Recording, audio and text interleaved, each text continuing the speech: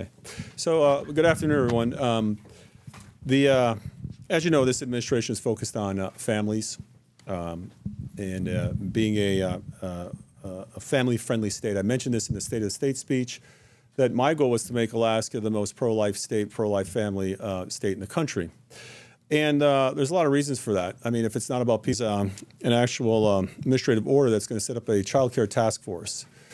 Now, for some of us, we might be thinking, well, why do you need a task force for childcare? Because there's a lot of different models, there's a lot of different needs, and there's a lot of different issues. Everything from how do you pay for a certain model to how many kids will that particular model have. There may be discussions as to what that model does. We've been, et cetera. So we want to take a kind of a holistic approach and look at everything. We want to look at best practices across the country and across the world. We want to see who's doing it right. We want to have conversations with those that have tweaked their approaches to daycare. But in the end, there's a couple reasons for this. First of all, it's what this is all about, is people. But also, we're in a competitive world now for people. As you've noticed, if you've been reading not just national but international outlets on an economic model that deals with decreasing populations, especially if they start to accelerate. So places like Japan, Korea, even China, Europe, parts of Europe, and even Alaska, the past 2 years, last 2 years, we've had a issue with replacement rates in terms of births for Alaskans. And so Alaska is a rapidly aging state. We believe that this issue of daycare is absolutely crucial, that it's not just an issue for a photo op, but it's a real issue that needs to be looked at and scrutinized so that we can come up with some models that can help our folks, our families, our mothers, to be able to work, have a work-life balance, and this is an example of it here at this incredible institution that had the four important. That's why we're here. Again, this is not just for show. We're going to roll up our sleeves, and our goal is to come up with a number of different models and how we can pay for those models with partnerships and other sources for funding. But we want to make our approaches quality, safe, convenient, and we want to have a reputation here in the country as Alaska being the best place to have families and kids. So with that, I'm going to turn this over to... Have to lower that a little bit. My name is Katie Capozzi, and I proudly serve as the president and CEO of the Alaska Chamber of Commerce. The Alaska Chamber is the state's largest business advocacy organization. We have members from all industries. We have big companies and small companies in every corner of the state. And our mission is to promote a healthy business environment in Alaska.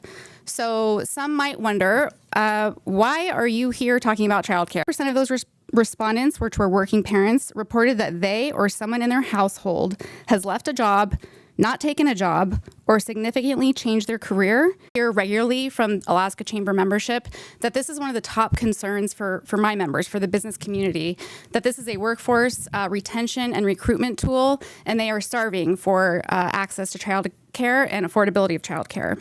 It's for these reasons that the Alaska Chamber membership recently adopted a formal policy position to increase the availability and access to childcare. So thank you to the governor for recognizing the importance of this issue and the impact it has on our economy and our Alaskan workforce. The Chamber looks forward to participating through this conversation in a meaningful and productive way. And with that, I'd like to invite Tiffany Becca, who's a parent and employee here at Credit Union 1, to the podium. Hi, I'm Tiffany Baker. I'm the Vice President of the Consumer Loans here at the Credit Union. I started here as a teller, and it was very important to trust that where they're going to be at, having the flexibility with my work schedule, not being able to get them on time. They're flexible here. It was very convenient. It helped me keep engaged with my employer, with my employees, and it's a game changer for a lot of single parents, for parents in general, just having a safe place where your children are going to school, and being able to come down and check on my son whenever I felt that I just wanted to say hi. I can look out the window, see him playing outside where they can have their children. So thank you for this initiative, and we appreciate that. Good afternoon, everyone. Heidi Hedberg. I'm the commissioner for the Department of Health. And children are our future, and we need access to quality and affordable childcare. And so we are very excited for the governor implementing this administrative order, which is, it's a mouthful, with establishing this task force. And I want to just talk a little bit about what the Alaska Early Childhood Coordinating Council is, and then what the task force will do, who the members are, and if those are individuals are interested, how to submit an application to participate on this task force. So the Alaska Early Childhood Coordinating Council was really created to facilitate and integrate and align the services, the planning efforts, and policy development around the health, the mental health, the education and family support with the public and private systems. And so there's a natural alignment with this Alaska Early Childhood Coordinating Council and the work that they've been doing over the past 10 years with this new initiative with the Child Care Task Force. The Child Care, and that's throughout the state. The task force will be looking at existing strategic plans, assessments, surveys. They will also be listening to consumers, the parents who are trying to find that child care center close to home that's affordable and it's quality, and they trust dropping their kiddo off at that child care center. And so it's really going to be this full partnership of looking at the existing reports that have already been created, working with the public, also the business sector, the child care business owners, and really hearing what are the barriers, how can the task force hear how we can improve the access and the quality. In addition to reviewing those existing surveys and strategic plans, the Department of Health is funding a cost of care study. We really need to analyze how much does it cost to provide that quality child care. And so we'll be undergoing that procurement process, and there'll be a contractor that select open up a child care center. You also need to find the workforce. So how do we ensure that that workforce is compensated at a rate that they're going to continue to work in the child care sector, and looking at what are the barriers to entering that workforce in child care. So it's really comprehensive in the work that's going to be undertaken with this task force. Now I'd like to talk about there's two reports. By December of 2023, there will be an initial report that will be given to the governor, and that initial report will hit some recruitment, retention, compensation, and benefits, looking and identifying at child care regulations that pose barriers to increasing access and availability of licensed child care slots without compromising the quality and safety. Looking at developing solutions to incentivize employer-sponsored childcare facilities or benefits, identifying opportunities to foster public-private partnerships in addressing childcare workforce and affordability challenges, developing a framework for employer-provided childcare benefits, and then identifying any innovative solutions the task force recommends to deliver affordable, quality childcare to Alaskans. We want this task force to be innovative, think outside the box, because there's a lot of different models out there, and we want to make sure from our most rural communities to our urban communities that there's access to child care. The final report will be delivered to the governor in July of 2024, and that will include recommendations from the cost of care study. The switching to who's on the task force of labor and the Department of Education. Then there will be 8 voting members who are not state officials. 1 representation from a nonprofit that supports licensed child care programs. 1 representative of a licensed child care program. 1 representative of a faith-based or community-based child care program. A tribal child care program representative. 1 that represents military child care. A representative from a statewide organization that represents business communities, and represented general public representative who's a parent with experience navigating the Alaska child care system. In addition to those 8, there will be 2 ex officios, a member from the House and the member from the Senate. And then I will be selecting an advisor from the Child Care Program Office. The Child Care Program Office is within the task force. I'm really excited about the work that they're going to be doing. Individuals that are interested in submitting their resume and cover letter to participate in this task force needs to submit it to boards and commissions. And with that, I'm going to turn it back to the governor. Thanks, Commissioner. I think at this point, Grant, we're going to open up for questions. All right, thank you, Governor. We'll start in the room with Wesley Early with Alaska Public Media. 1, 2, can you hear me? So I guess I'm curious. It strikes me that a lot of the fixes to the childcare system would be through the private sector. Whether it's whether they have enough workers, whether they're affordable. I'm just kind of curious and I know that the task force hasn't met yet, but what can the state really do to bolster that? It strikes me as kind of a mainly private sector issue. Well, so this is a start today. I mean, we've been having this discussion. We don't, and this is the reason why I think this task force is actually a very, very good idea, because you want to be able to dig deep. You want to look beyond Alaska. Great model here, but not every model is going to resemble this model in order for folks to. So the idea is you really want to embrace families and kids. That's the premise you start from, because the society is based upon a population of a certain size, if not growing. That's what our economic system is predicated upon.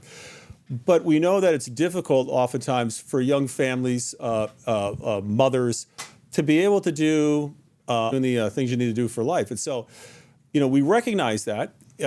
We saw some shifts right during COVID, and some of those shifts I think are going to accelerate, meaning it's going to become a labor market that is very, very, very competitive. And it's going to become a competition. Population is flattened and is actually declining. We have to compete with the other states, the Floridas, the Texas, the Arizonas.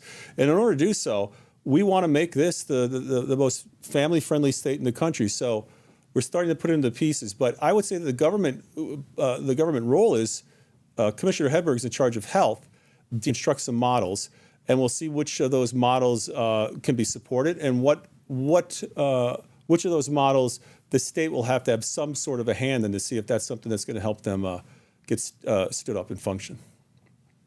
All right, next we'll go to Iris Samuels with the Anchorage Daily News. Thanks, Governor. My question is really about the situation in present time. This task force is really going to be looking into the future and solving this problem for years to come. But childcare advocates are already describing the situation as a crisis right now. And some of them have said that the solution should be adding $15 million to this year's budget for the coming fiscal year to try to raise wages for childcare providers. I'm curious if you support adding those $15 million to the budget, or if you support any particular actions for this coming fiscal year for the state to kind of get involved in solving the problem? Yeah, great question. I think in childcare, because we don't even know what the childcare is we're talking about. What does it look like? Is it focused on infants? Is it focused on toddlers? Is it focused on other age groups? But just to say $50 million, who knows? After the task force is done, it could be more, could be less. We don't know that until we go through this process. And so the process, once again, is to really hone down and see what models could work and what the cost structure is going to be in that. So,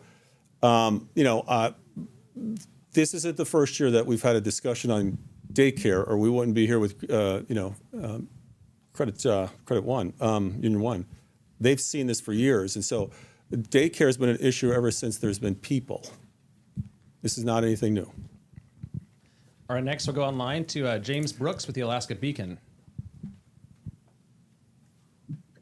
Am I coming through all right? Yes. Yes, we can hear you, James. Thank you. For the governor, to build on Iris's question, is there anything that you could do now for state employees, state government, to improve access to childcare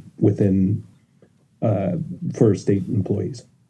I have no doubt that there is. That's, again, James, that's why the task force is being formed, because it's not going to just look at one sector society. It's going to look at public, private, and so I'm actually excited about the task force for that very reason, because we can imagine what some of these models may look like, but there are probably certain populations, and so the state is in competition for labor too, and daycare this is not a new issue for state employees as it is for anyone.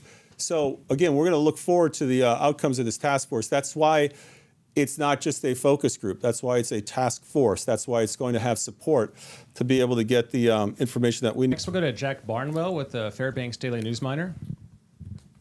Hi, question for either Governor Dunleavy or Commissioner Hedberg. Will this cost of care study, will it look at regions in depth, or will it take a more holistic statewide approach? Well, I think it's going to look at regions in depth, but do you want to say anything on that?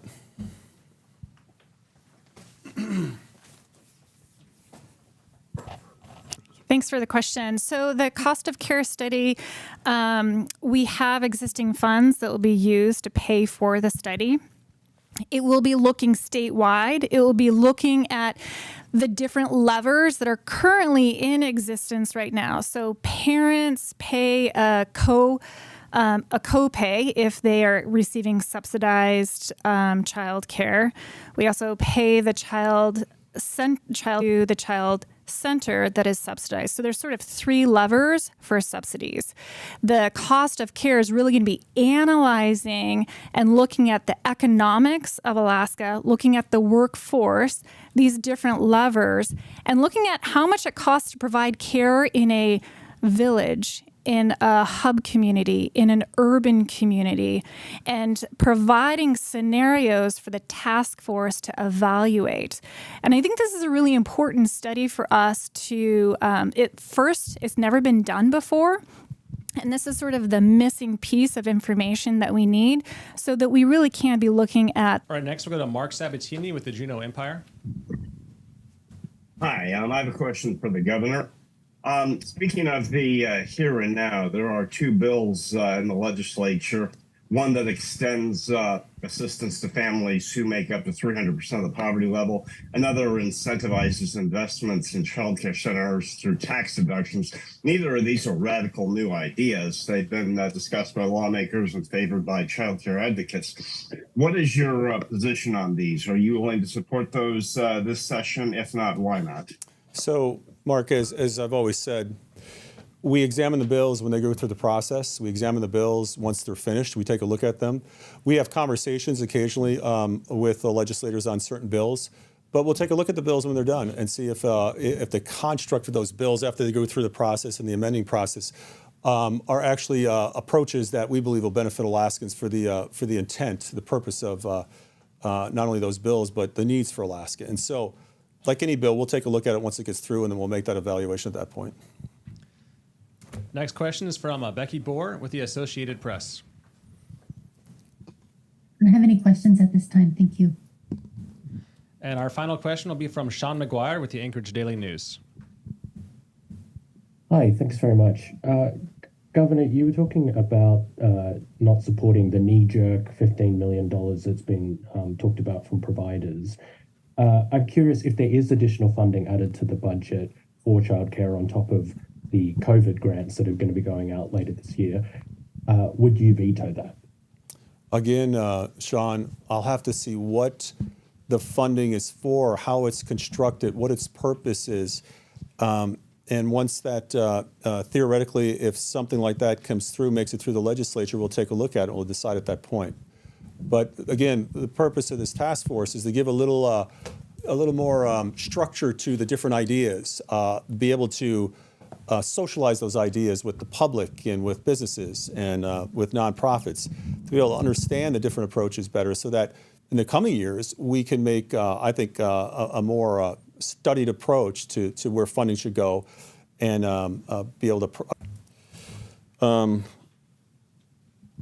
So I think I'm just gonna do a couple of concluding remarks here, and then we're gonna go over and sign. But we're in a very competitive world. The issue of daycare and childcare has been with us ever since there's been people, and I'm not trying to be silly about that. It's becoming more so because more and more folks are working couples, working mothers, And the time issue in which a parent has to get a child ready in the morning before they go to work, take them to daycare, or figure out where they're going to go for daycare, go to work, go to a doc, have to hone down on a number of different models that will actually work for different subgroups in the state of Alaska. We understand that this will have a cost, but we also know that, as Credit Union One has shown us, that private sector is also stepping up. So we're excited about the task force, what it could bring.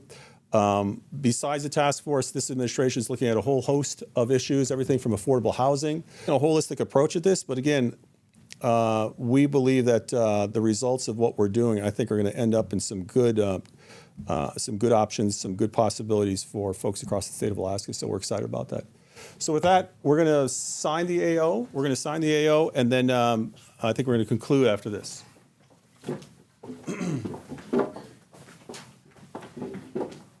So I have 2 pens. Your choice.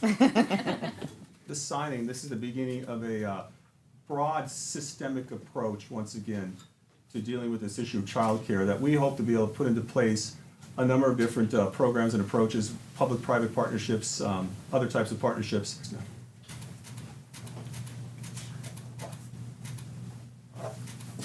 So with that, the AO is going to be processed, put into place, and we are going to get to work.